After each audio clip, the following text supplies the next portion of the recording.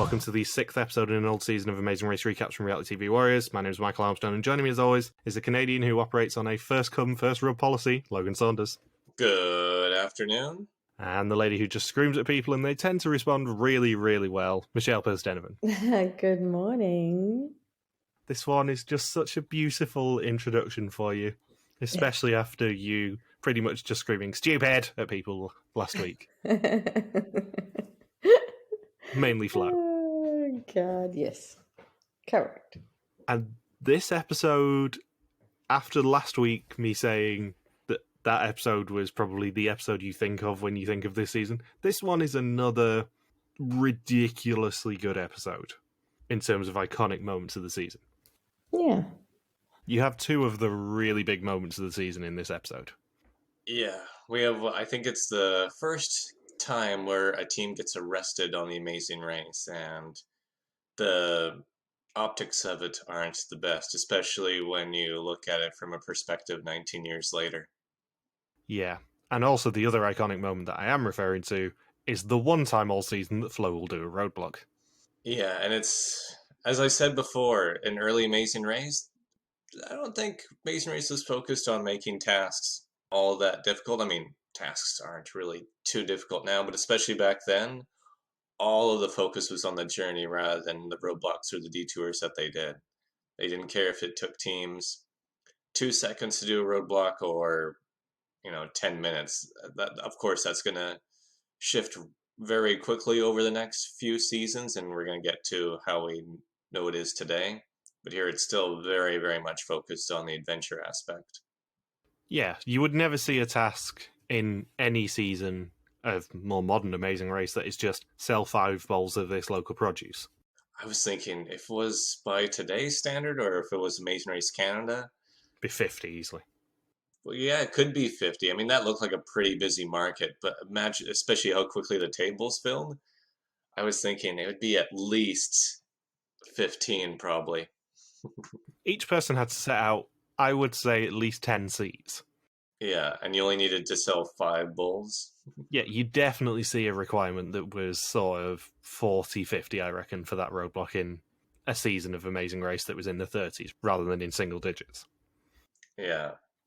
I know we're jumping ahead a bit there, but that's something that really jumped out. I know we've talked about it before with the past few roadblocks and detours, but that one is like, man, just 5 bowls, and each bowl only costs locals 47 cents or 5 Ray Durhams. That's not much. You just have to convince people to buy $2.50, less than $2.50 worth of escargot. Let's start the episode proper, and then we can probably discuss that in a bit. So previously, 8 teams hung out in Portugal before driving themselves all the way through Spain to Morocco. Andre and Damon bought their way into an alliance. Half the teams put the wrong fuel in their cars and left themselves stranded, but Ian used his skills to not lose much time and to keep him and Teri in the race. Ken and Gerard won their 3rd leg in 5, but it was Michael and Kathy who were left behind and eliminated from the race. Did you notice the error in Phil's previously on? No?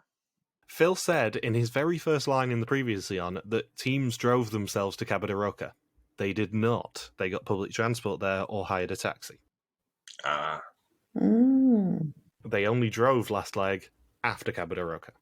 Interesting. Well, somebody clearly was careless about it in the editing room. I'm very surprised you didn't actually pick up on that in Talstorian. It's the sort of thing where you go, no, Philip, you are wrong. To be honest, this previously on segment I wasn't paying super close attention to. The other important bit of his previously on segment is the fact that he continues his running joke of, oh god, aren't Teri and Ian so old and useless, guys? They're the oldest team ever to reach leg 6. Aren't they such a brilliant example to everyone? Yeah, it's like, I think this is the 4th episode, if not the 5th episode in a row where he said, will Teri and Ian still survive despite being really old? He is genuinely obsessed with them being old. So much so, and they're not old. Just imagine what would have happened if there was an all-female team who actually went far in the season. Can I point out, when they filmed this race, Teri was 49. No way. They're treating them like they're 60. Yeah, Ian was 50, Teri was 49. God. And we did get, if Phil was at least telling the truth in the rest of the previously on segment, all 4 teams did break down in Spain. Which we'd kind of assumed, because that's the vast majority of the drive that they would have had to do. They probably only did like 50 or 100 of the about 600 kilometers of that drive in Portugal. Yeah, I've taken a bus from Lisbon to Sevilla, and they had to go through Sevilla to get to Algeciras. So, yeah, I'd say probably a couple hours, and then boom, they would be across the border. Yeah. Teri and Ian's average age when they were racing this season was 49 and a half. For Christ's sake. Phil. To be fair, though, you don't see any. You see very, very few racers in general hit that mark for their age, let alone a team average. Hmm. So once teams depart, as they do, Ken and Gerard departing at 4:31 a.m, Andre and Damon at 4:37, Derek and Drew at 4:44, then Flo and Zach and John Vito and Jill at 5:24, Teri and Ian at 5:28, and Aaron and Arianne at 7:04. They have to drive themselves to the Hassan II Mosque in Casablanca, where they will find their next clue. They have $50 for this leg of the race, and it is the second largest religious monument in the world, only after Mecca. I forgot just how many different towns are utilized in Morocco this season, because we get Tangier for the clue, and then the charter buses, and then we get Fez. I say good day. For the roadblock and pit stop, and then we get just Casablanca only has this one clue for the mosque, and then the rest of it is in Marrakesh. Although you could say the detour, it's probably just a little bit outside of Marrakesh.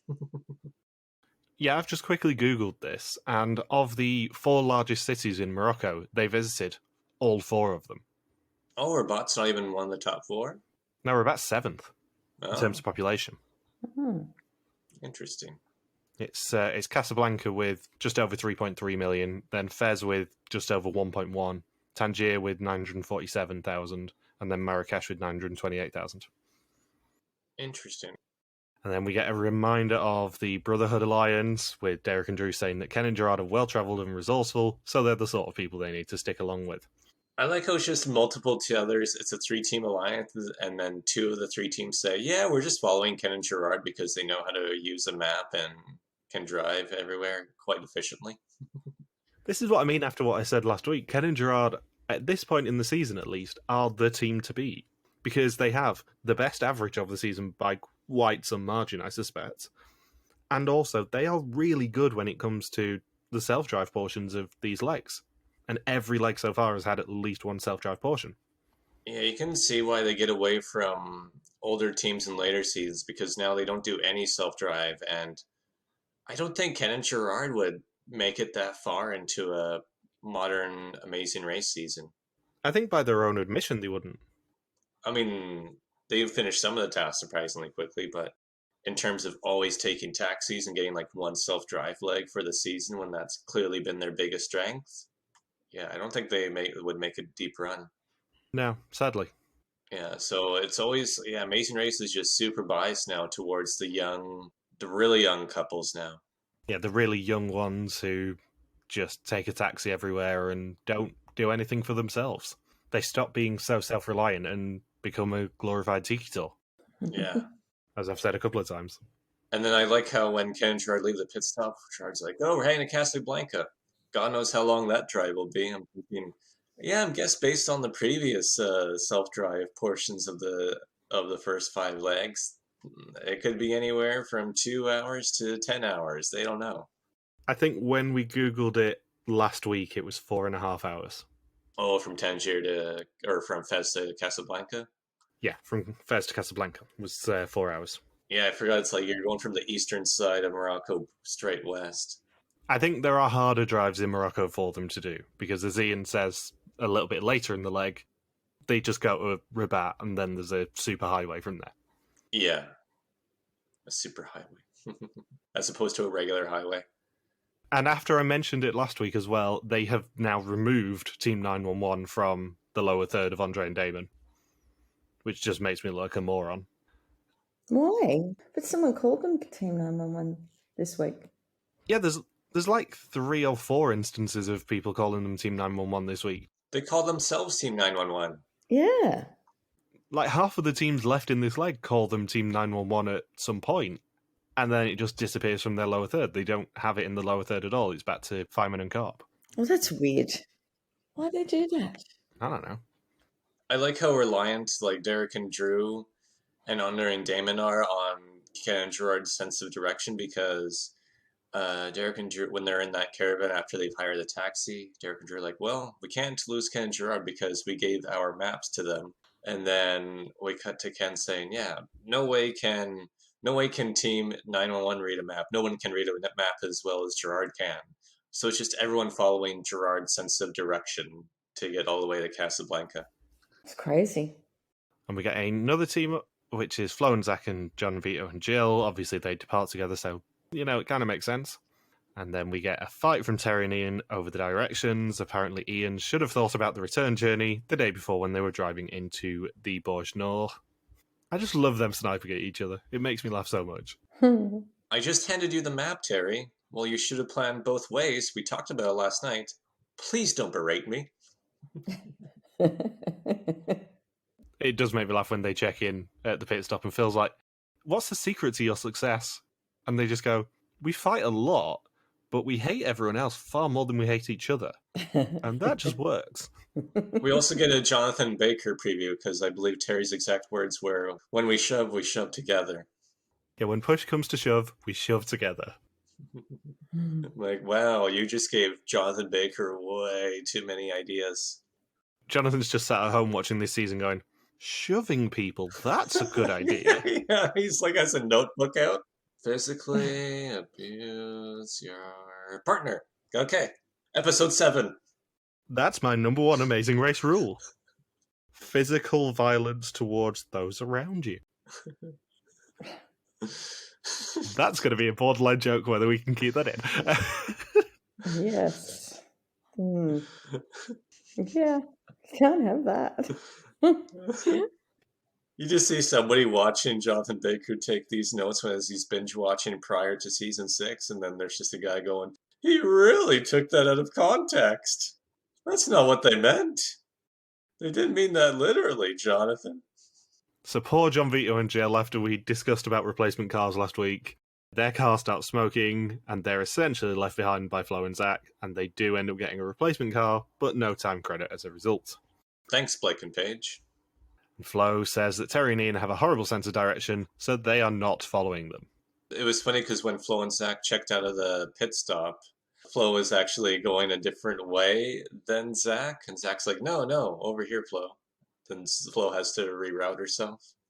I know we've said this a few times, but there's so much brilliant editing foreshadowing with this sort of stuff, like setting up the Flo and Zach and Teri and Ian rivalry that may come back later.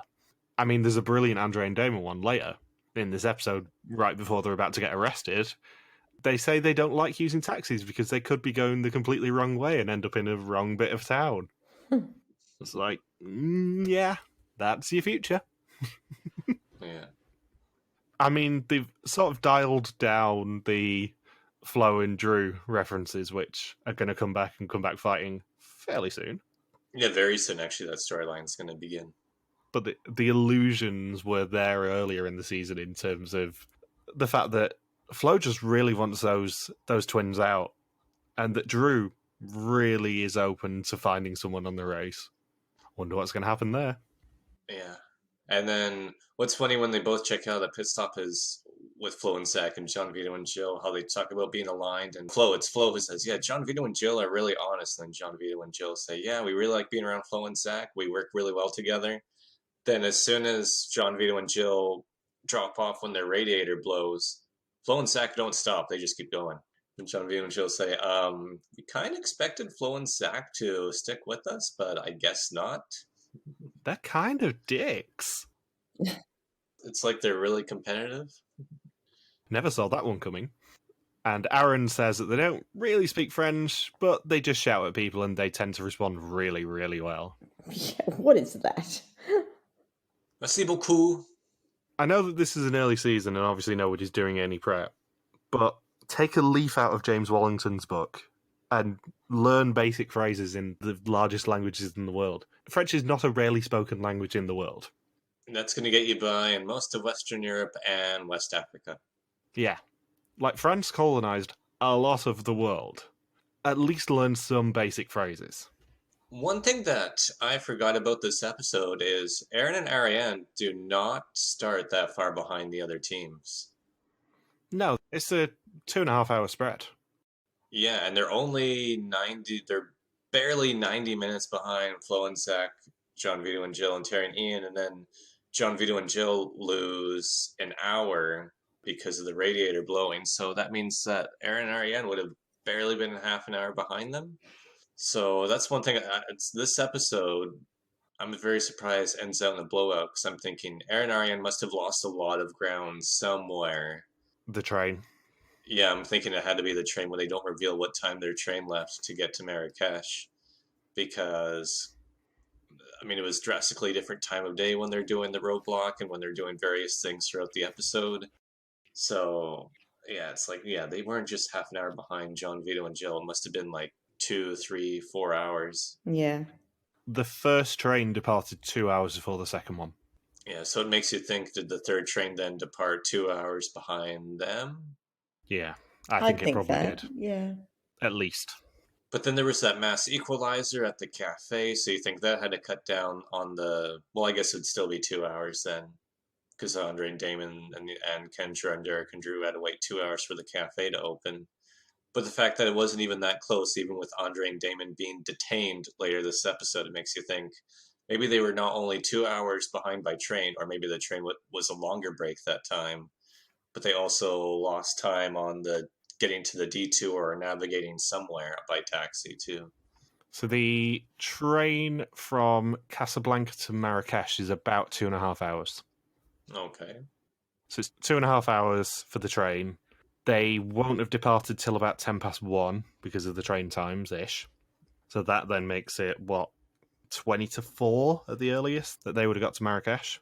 So they would have had an hour to try, and they made the mistake of going for the fast forward. They say it only costs them 5 minutes, but as someone who's done, you guys have too, I can't think of any time where you go to a wrong location or stop for a snack or something.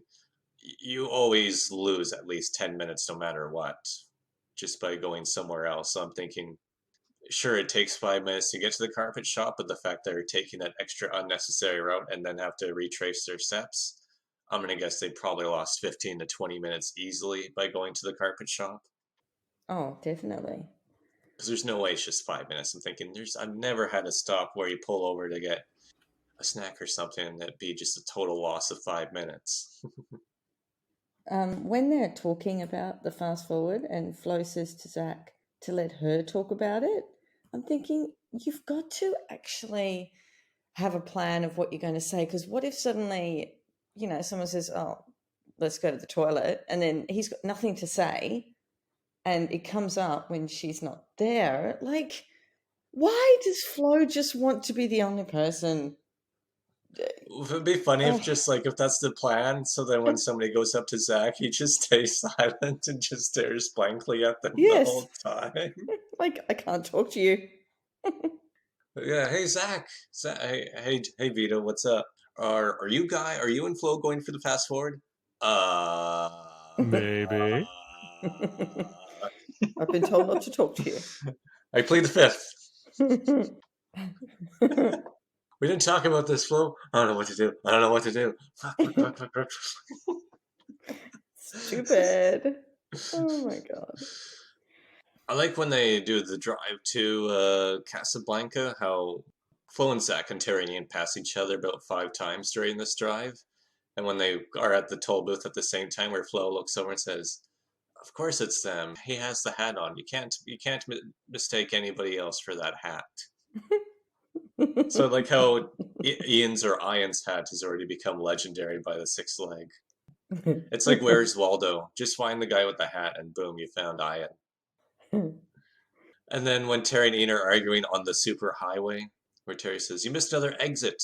We could have gotten off there." And then Ian says, "No, you're making a mistake. Getting off the highway. Just chill. Don't tell me to chill out again." And then because Teri is so adamant about getting off the highway, Ian just jumps in and says, I'm going to follow your direction. I think it's a mistake, but if you're so sure, we're going to follow your direction and the outcome is your responsibility. And then Teri just gets frustrated and says, okay, we won't get off the highway then. We'll stick to what you think. Scared for the backlash. I have a feeling with Aaron and Arianne being so behind that they probably lost more time on the train journey somehow, because the Palmarie, where the detour is only 14 minutes away from the train station, apparently. So maybe instead of it being 2 hours for Aaron and Arianne's train, it could have easily been maybe 3 hours until theirs. Yeah, because they would have got into the train station at about 20 to 4, and then say it was 15, 20 minutes for them there, they're at the detour for 4 o'clock, and then they definitely don't get to the to Glacier Cafe for 4:45. So they must have lost another hour on that train easily. Just, yeah, it probably was like 4, maybe, or even 4 hours later it departed. Yeah, because these episodes filmed in the height of summer as well, and they checked in after sunset and did the roadblock after sunset, so it probably was about 10 o'clock that they checked in. They were very late. Yeah, much later than a team that started this leg just 90 minutes behind most teams. Yeah, I think they knew they were screwed. So once teams get to the mosque, they find out that they now have to travel by train to Marrakesh and take a taxi to the Palmarie, where they will find their next clue. And having Googled it, the Palmarie is actually now a Club Med hotel. Wow. It's Club Med Marrakesh La Palmarie. What's funny is that Ken and Gerard have to educate Andre Damon and Derek and Drew about mosque etiquette and saying, you can't run when you're in a mosque.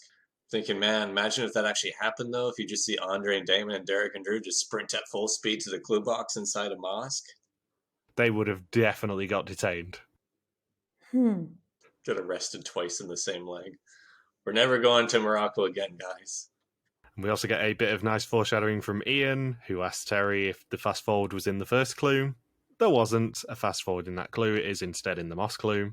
And when Teri and Ian appear, Flo tries to hire the cab that they'd used, and it turns into a bit of a shouting match in front of the second largest religious site in the world. Between the 3 people who are already prone to shouting. I like how Zach has nothing to do with this argument. It's just Flo and Teri and Ian just yelling at each other. Flo says, you guys don't need to yell. That's really rude to yell. He's not my dad. I'm thinking, what? Yeah, that's true, Flo. Yelling is really rude. I can't believe someone would yell at another team, let alone their own partner. No. And then Ian and Teri, when they... Because then Ian and Teri argue over keeping the cab. Ian wants to keep the cab and wants him to wait to take them to the next route marker, potentially. And then Ian says, when I make a decision, that's it. And then Teri has to say, we're a team, Ian. We're a team. And also, just last week or the week before, he did say that she was the co-pilot and the navigator. Yeah, when I fly, we need to fly. So the fast forward is searching through a carpet shop in Marrakesh for the one of over 100 rugs that has the fast forward symbol woven into it. And Flo wants to take it. Zach wants to keep it in their back pocket. John Vito and Jill also express a wish to take the fast forward because they're at the back of the pack, as do Aaron and Arianne and Teri and Ian. Aaron and Arianne are the only team left behind in Casablanca as they miss the 11:10 a.m. train. And then when teams get to the Palmarie, they find out it is a particularly infamous detour. Now you see it, or now you don't. In Now You See It, teams have to choose a pair of horses and ride to the route marker which they can see from the start point, where they can dig up their next clue written on a piece of pottery. In Now You Don't, teams have to use sandbike and head down a track of unknown length, where they will find their next clue in a place they can't see from the start point, and make a rubbing of it. First come, first rub. Which one would you guys have picked? I was thinking that they're so similar. I think in early season of Amazing Race, if you can do something fun, you do something fun. Yeah, I suppose. It's always the more fun detour choice. In early seasons of Amazing Race, if you can do something fun, then you do something fun. Maybe not bungee jumping, maybe not skydiving, both of which will be detours this season. But something like going on an ATV or riding a horse, I know which one I'd pick. Which one? I'd pick the ATV easily, because you also don't have to search in the desert for a buried clue. Yeah. And for some reason, yeah, that's the other thing with the earlier seasons too, is that the easier task will always be the one that's more fun. They want to encourage teams to choose a certain part of the detour. It's the emphasis on the adventure.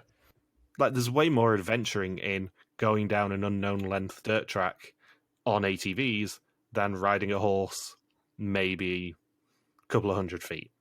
Yeah, although Ken riding that horse will always be a Yeah. hilarious visual to me. Yeah, I think I might be too fat for this horse. So Derek and Drew and Andre and Damon both go wrong down the paths, but they then find the now you don't clue in first. And teams must now find someone to translate their clue from Arabic, leading them to the roof of Cafe Glacier, where they will find their next clue. Hours of operation for this are 4:45 p.m. to midnight. What was funny is that Derek and Drew and Andre Damon got so lost and eventually run in together, and then they're like, should we just follow each other and find the clue as two teams together? I'm thinking, come on, guys. The one time that Ken and Gerard choose to do something different from you guys, and you guys have no idea what to do. The best thing is, I don't think Ken and Gerard are pissed off with them by the time that they all meet up again. I think Ken and Gerard are just like, you guys are idiots, but we still love you. Whereas if Andre and Damon had been left behind, or if Derek and Drew had been left behind, I think those guys would have been way more pissed off at the other two teams than Ken and Gerard ended up being here. It certainly doesn't come across that Ken and Gerard are pissed off with them. No, not at all. I wonder, did Andre and Damon also pay money to them this leg to keep following them? I don't know, because Phil's wording in the previous one was weird. It sounded like the €30 just became an entrance fee. But then, like 5 minutes into the episode, Ken and Gerard and Derek and Drew were just like, oh, they're going to tag along no matter what, aren't they? Whatever. I guess that's the final three. Can you imagine, though, if that stayed intact until final three and Andre and Damon win the final leg? It's like, oh, we set the template. So Ken and Gerard do switch from the horses to Now You Don't, and they then leave in third. Dig, Fido, dig. It is a brilliant visual of them just hurling up sand to try and find this piece of pottery, but you don't do a task where you're in the middle of the desert digging for stuff unless you absolutely have to. I found a rock. It's a beautiful rock.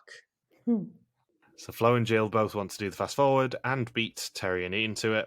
They Rochambeau and Jill wins with scissors. And Jill then gets a choice of whether they go for it or Flo and Zach do, and they choose to go for it. No. Just no. You don't do that. You either want to be in control of your destiny. You don't do a rock, paper, scissors. I'm flabbergasted. I think what makes it funnier is that just how much time they waste before one of the teams decides to go for it. Because Teri and Ian jump into a cab right away. Yeah. And then John Vito and Jill and Flo and Zach, they talk about it, and they're like, okay, what are we going to do? What are we going to do? How are we going to figure this out? Okay, we'll do rock, paper, scissors. And then John Vito and Jill need a moment to decide if they're going to go for it or not. And they're like, okay, we'll go for it. And I'm thinking, you guys easily lost a good, probably close to 5 minutes trying to figure out which one of you is going to take it, while Teri and Ian have been in the cab the whole time and get a good head start in the carpet shop. The important context here is they've just been on a 2.5-hour train ride, and they did not decide this between them on the 2.5-hour train ride. Yeah. Well, they kept asking Zach while Flo was in another cart, and then Zach just stared blankly at them the whole time. Good point. But yeah, they decided when they got to the train station at the end to then determine between them what was actually going to happen, rather than spending the 2.5 hours previously doing something productive. It's ridiculous. And instead, letting Teri and Ian essentially just win the fast forward unopposed. Oh, God. But yeah, I think this might be a record, though, for the percentage of teams trying to get a fast forward, because Aaron and Arianne eventually go for it too. So we had 4 teams who were dead set on taking the fast forward this leg. Mm-hmm. And at least you can tell that these were the 7 teams that deserved to make it this far, because for John Vito and Jill, Teri and Ian, and Flo and Zach, this was the correct play, because you got to assume, okay, Aaron and Arianne are far behind. They're for sure going to want to go for the fast forward since they haven't taken it yet. So if they get the fast forward, that means one of us is in last place. So then it becomes, well, we don't want to be last place, so we gotta take the fast forward then. Yeah, it's very interesting that I think this is the last fast forward all season where more than one team goes for it. I think pretty much every fast forward for the rest of the season is completely unopposed. And the other layer to it too is that they know non-eliminations are coming. And in a 12-team season, they probably anticipate, okay, there are 7 teams left. In the first 2 seasons, they didn't even start doing non-eliminations until there were 6 teams left and it alternated. If it were to alternate this season, that means it doesn't start till 5 teams are left. So either take it this leg or next leg. Yeah. I was thinking it's so late for non-eliminations. Oh, they're coming. They're coming soon, Michelle. They're coming so close together. Yeah, we have one of my favourite runs in Amazing Race of next episode is an elimination, kind of by default. We will question whether that was intended on being an elimination or not. I'll warn you now. And then we have 2 non-eliminations, elimination, elimination, non-elimination. And then the finale. Mm. Yeah, I believe this is one of only 2 seasons where the first 7 legs are all eliminations in a row. Yeah. All of the non-eliminations this season are amazing episodes, though. I love all 3 of them. So yeah, by the time that they've actually bothered deciding who's going to go for the fast forward, Teri and Ian have pretty much already found the carpet, so win the fast forward award and tea as well. Yeah, they get to drink a shot of tea. Hoorah! We do get another hoorah. We get so many hoorahs. I wish I'd started counting them. Hmm. And then Zach manages to crash a sandbike at the detour. Flo says in a confessional that the race has been taxing, and she's not always been the nicest to Zach. It's like one long, dirty date. One funny thing with Teri and Ian doing the carpet task, where Ian's like, "You have to wait for me. You have to wait for me before you lift up that carpet." And then when they're working on it too, when Teri lifts up the carpet, she just reels back because I think there was a bunch of sand or dust underneath when she lifts up one of the pieces of carpet. Hmm. Yeah, it's like was there a sand shrew underneath one of those? Because it looks pretty effective because she like covers her eyes and everything. It's like somebody like was hiding underneath and sprayed pepper spray into Teri's eyes. So, unsurprisingly, Teri and Ian are the first team to check in, and they win a Kodak EasyShare digital camera each, which I'm sure they would love to have had, rather than, a cruise that they probably live quite near the cruise port for. Second out here, a couple of cameras. Get off our mat. And interestingly, it has taken 6 legs so far this season for a woman to win anything. Teri is the first woman all season to actually win a leg, and they then also become the oldest team to race in leg 7, and they are asked by Phil what the secret to their success is. They say that they may fight, but when push comes to shove, they shove. And I think when they drink the tea, I believe Ian says L'chaim, and I'm thinking, I don't know if they say that in Morocco. Yes. I'm not sure you're in the right area of the world to say L'chaim. And then Flo and Zach leave Now You Don't, and we get another reminder of Flo's French-speaking skills, which is a brilliant foreshadowing for the rest of the episode. Then Aaron and Arianne arrive and go for the fast forward. They're going to win this leg. Spoilers, they aren't, because Teri and Ian have already checked in. Yeah, I also like when they run to the pit stop, where initially Ian's ahead of Teri and says, "Teri, come, Teri, come here, sit, Teri." I know. And then when they run up to the pit stop mat, Teri is now ahead of Ian, and Ian says, "You gotta wait for me, Teri. You gotta wait. Come on, what are you doing? What are you doing, Teri? Come on, that's just rude." Jesus. I can only imagine how much anger Michelle had for this episode. Not as much as the last one. No. Are we up to Ken and Flo's conversation at the dirt bikes?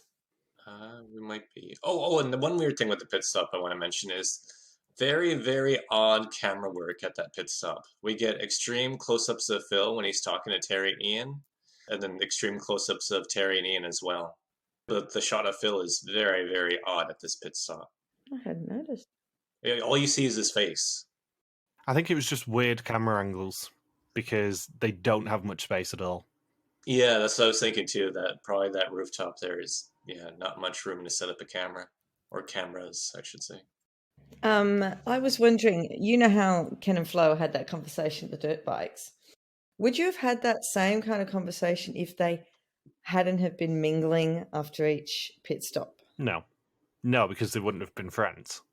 Yeah, it was sort of a good camaraderie. I believe that Ken and Gerard and Flo and Zach are, or Ken and Gerard and Flo at least, are very much still in contact, even 19 years later. That's nice. Particularly Ken and Flo, who are the two people shown here. They're very friendly still, I believe. Hmm.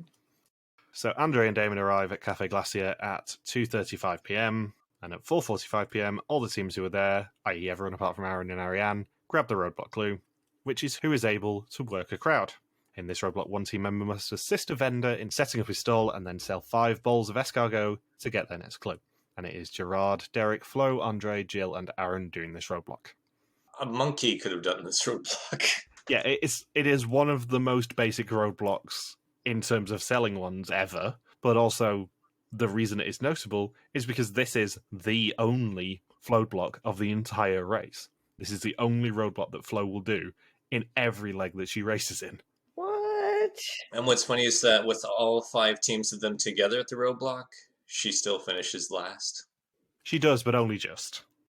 Yeah, I'm guessing there wasn't much spread between the 5 teams, but it's like, yeah, I guess that's why she only did the one roadblock. She was out of there last. She probably didn't feel too good about that. This roadblock is to Flo's advantage because of her French-speaking skills.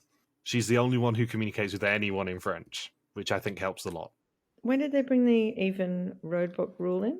Season 6, because in season 5 we're gonna have 3 teams at the end where one person each team only did one roadblock, where it was a 10 to 1 or 11 to 1 ratio. So Andre is the first to leave the roadblock, and teams must now head to the rooftop of the Riad Catalina, the pit stop for this leg of the race. The last team to check in will be eliminated. We've seen this sort of scene before many times. Has it always, like in any franchise, has it always been at this place or has it been at other places around the world? You know, when we see these scenes that are big, where they're selling food at these big places. I mean, the selling roadblock that comes to mind for me is the Ghana sunglasses one in season 17. So we haven't been to Marrakesh twice? We have been to Marrakesh again, but I don't think they visit this market again. What about the Australian one? Never went to Morocco. No, yeah. Okay. All right, thanks. Marrakesh was visited in 25 as well. Like we've seen these like huge market setups before, but I just wanted to know if it was Marrakesh or if it must have been somewhere else in the world. The Cafe Glacier, where the Roadblock Clue is and where the non-participating people stand, was the U-turn location in 25, in leg 5. Okay. But other than that, no, they haven't revisited this market square. So Jill leaves in second, with Gerard in third, Derek in fourth, and Flo in fifth. And Andre and Damon do say they don't like using taxis because they could be going the completely wrong way. We'll get back to them in a couple of minutes, because Flo and Zach checking in second, thanks to a lucky taxi driver, Ken and Gerard checking in third, and then the infamous Andre and Damon scene.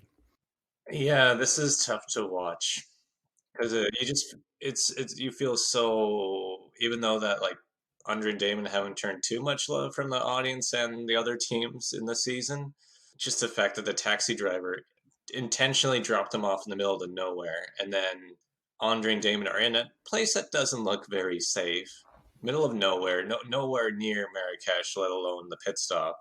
And then they're waiting for the taxi to come back for them, but the taxi has clearly just decided to abandon them and call the police and tell them where Andre and Damon are, because they're trying to figure out where to go, and then boom, they're officially detained. Yeah, they are the prototype Lucy and Amelia. Yeah, and then they were told they had to follow the cop to the police station, and then the cop said, "Please surrender your passports." And they say, "No, we're not going to surrender our passports." So I'm guessing things must have really escalated right then, because the security crew definitely must have had to intervene like right that second when Andre and Damon said, "No, we're not giving you our passports, because then we'll definitely be stuck here all night." You know what's really tough to podcast about and make jokes about?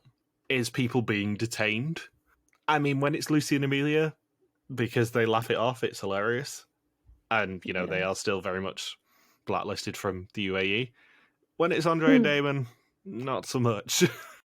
Well, with Lucy and Amelia, it was they got themselves arrested, right? Like don't Yeah. drive into a government palace in a Middle Eastern country.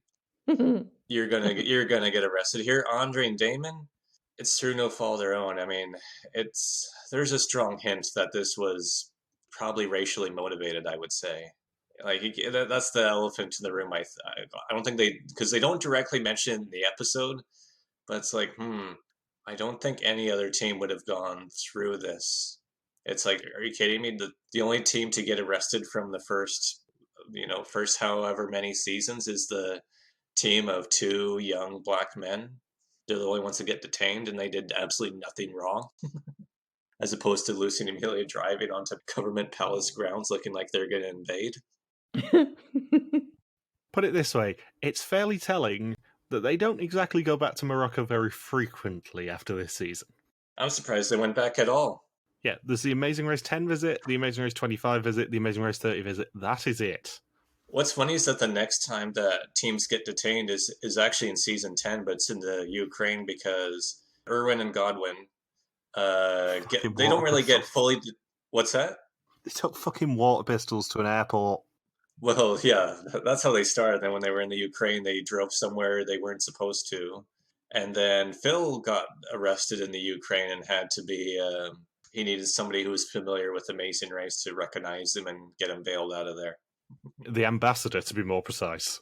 Yeah, the ambassador, yeah. So, yeah, and then they've never gone back to the Ukraine since that situation. It's different when the host gets arrested, I guess, rather than a contestant.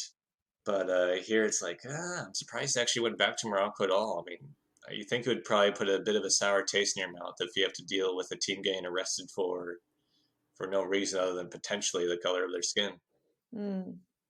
Can you imagine the camera guy like being dropped off going, Jesus, when do I ring? When do I get them to come and get us? I feel like as soon as they started going to a more shady bit, that's when the camera guy would have been like, just so you're aware, make sure the security team are fairly nearby. I can feel this is not going to end well. Yeah, even Andre and Damon said, this does not feel safe. Something's up. Because even Andre is starting to freak out in the scene itself. He says, okay, if this isn't it, we need to get out of this area now. You feel their pain, definitely, in this scene, regardless of anything else. I cannot imagine being dropped off in the middle of nowhere and just being like, it's all going to kick off. I could feel it in the air. This is not going to be a pleasant situation. What on earth do I do? Yeah.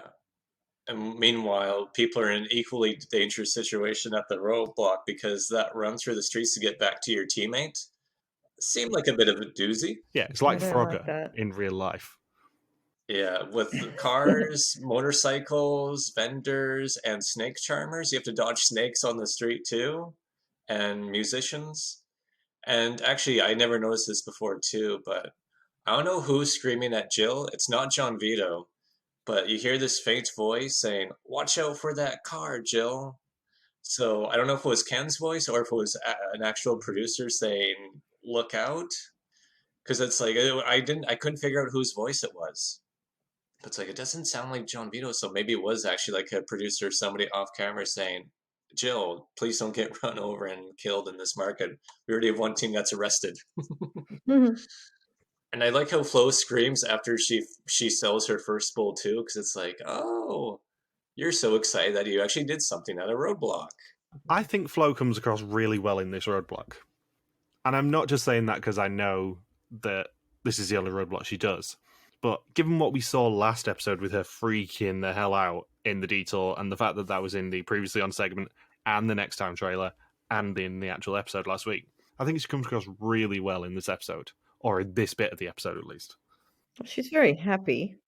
Yeah, it's the happiest that we have seen Flo in a long while. Maybe excluding when Zach gets the tow truck working. But other than that, in terms of the actual tasks and stuff, this is the happiest we've seen Flo so far. And probably the happiest that we will see Flo for a while. So in the end, Andre and Damon do checking in 6th, and Aaron and Arianne, unsurprisingly, checking in last and are eliminated from the race. For a team that knew they were DOA, they had a lot of fun this leg.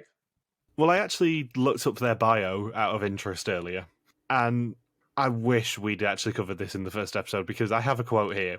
They agree that the most important items in their backpacks are their iPod and wristbands, because as they say, music inspires us and our style inspires others. Aaron and Arianne are fluent in both body language and the international language of love. God. And also, harking back to the premiere, given our discussion of the fact that Dennis and Andrew's entire storyline was Andrew being gay, Aaron and Arianne, Dennis and Andrew, and Ken and Gerard are the first 3 straight and gay teams to compete on the race. Or as Aaron Arianne, I think, may have been nicknamed at the time, they were probably nicknamed Will and Grace. They were indeed. And in a similar fashion to Scott and Brooke, because it was on NBC, they could not call them Team Will and Grace, but they were called Will and Grace at the time. Yeah, and then they had those gold and silver shirts, which I pointed out a lot more in my blog, but we managed to somehow go 6 episodes without mentioning here. Of course, then we get to see their not-so-secret handshake anymore. Yeah. Which was quite the choreographed routine. If only they did that elsewhere during the race. If only they'd lost a foot race for first place because they were doing the secret handshake. Yeah. Whoa. At one point he says, we had 2 plans. Well, one plan was to fast forward and one plan was just doing the race. Not really having 2 plans. So, yeah. Have you got any more eulogy for them? I guess the eulogy for the past 3 eliminations. I mean, we lost 3 teams part of the Twin Hunt Alliance all in a row. Like, that's the other thing about this season, is that the front runners at the beginning of the season, who just absolutely coasted through the first 3 legs, end up just getting knocked out one after the other in legs 4, 5, and 6. It's a massive shift for the season to go from like, hey, these teams look like they were going to be unstoppable and constant front runners. Like, nope, now they're all gone, and the past 2 eliminations have been foregone conclusions, and 4 out of the 6 episodes this season have been absolute blowouts. The only 2 that have had any sort of suspense were Gene and Sylvia's elimination, and then Heather and Eve's, and that's only because we had everybody on the same train going into the final task. So next time, in Germany, Flo sabotages Andre and Damon, Derek and Drew fight, and Ken and Gerard have a little accident in a car. And it's definitely not a blowout for who gets eliminated next episode. No, there's no subtlety in the next episode in terms of the elimination. However, it is a very fun episode. I remember it being, even the elimination actually has a fun twist to it at the end. And more importantly, it is a leg that I have been to a lot of the locations for deliberately, because I know you did the same thing with the Lisbon and Porto bits of the Portugal leg, but I have done a lot of the Munich locations in this season, including the fast forward location. Yeah, and this is going to be our last elimination before we have a very set crew of 5 teams to end the season. God, I love it when they start non-eliminating people in this season. All 3 of those legs that are non-eliminations are just delightful episodes for many different reasons. I think out of all of the seasons, I can't think of another season where I would ever say, I can't wait for the non-elimination legs. I think the thing is, all 3 of the non-elimination legs are just complete and utter messes for the teams involved. That it's absolute gold for us. There's no better way to put it. It's just an absolute mess for certain teams in all 3 of those non-eliminations that just makes it really fun. I have a question. If a team were arrested like Andre and Damon were today, do you think production would have given them a time credit? No. No? No. I think what they would have done is made this leg a non-elimination. Yeah. And then found a way to make them catch up, but they can't really offer a time credit for this sort of stuff because it's not fair to the other teams. Because they could have just as, like, it's surprising that between Lucy and Amelia and Andre and Damon that neither team gets eliminated after being detained. Because the logic behind the fact that you don't get a time credit for when a vehicle breaks down is because it's inherently unfair to the other teams in the race if you then get a time credit. Yeah, but being arrested is just it's on a whole nother level. Yeah. It depends how long they would have got arrested for. If they'd got arrested for an hour or 2, then they wouldn't have given them a time credit. They probably would have just made this a non-elimination episode. If they'd got arrested for the entire night and had to spend the night in the cells, I don't know how they'd handle it, honestly. But if it was just a couple of hours, they wouldn't have given them a time credit because they couldn't have. They would have just made sure the playing field was a bit more leveled. it maybe would have been a 15-hour pit stop rather than a 12-hour one. Yeah, it just would have been strange just because of the fact that production had to intervene to get them out of jail. So it's like, well, if production had to intervene to get them out of prison, then you think they would intervene in terms of when they depart for the next leg. It's just odd that like there's two different sets of rules essentially.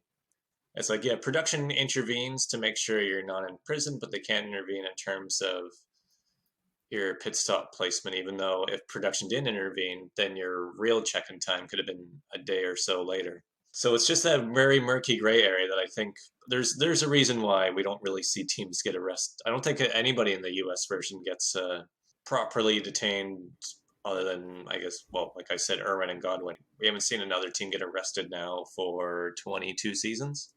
Yeah. So have you guys got anything else you want to say? No, that's it. Yeah, I think I'm good. This is our shortest podcast all season. It is, which is manna from heaven for me because I've got to edit them. Mhm. To be fair, I had my least amount of notes for this episode out of the season so far. Yeah, other than John Vito saying, oh, I was amused by how many times John Vito said we to different locals, especially the taxi driver. So, thank you for listening to our Amazing Race recap. We'll be back next week to recap episode number 7. Don't forget you can contact us on Twitter, Facebook, YouTube, or Instagram, where we are RTV Warriors, or you can email us on contact at rtvwarriors.com. Logan's on Twitter at logsubquacky. Michelle is bear333333333, and I'm MJ Helmstone. Logan and I are also back every Wednesday for V's to Malt, Oregon. See you next week. Peace out and just chill till the next episode. Bye.